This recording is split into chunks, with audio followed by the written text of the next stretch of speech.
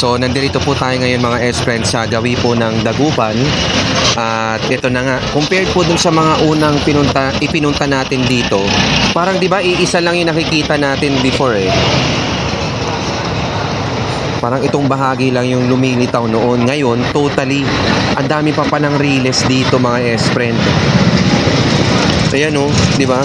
Yun nga lang, very unfortunate dahil ang tutumbukin nito, ayan, bahay.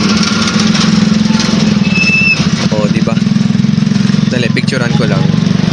Wala mga nasa ilalim din mo. Ay, may dumaan eh. But anyway, ayan, tapos, bukod pa dito mga S-Friend, ito may bago ding establishment pala dito. Ayan.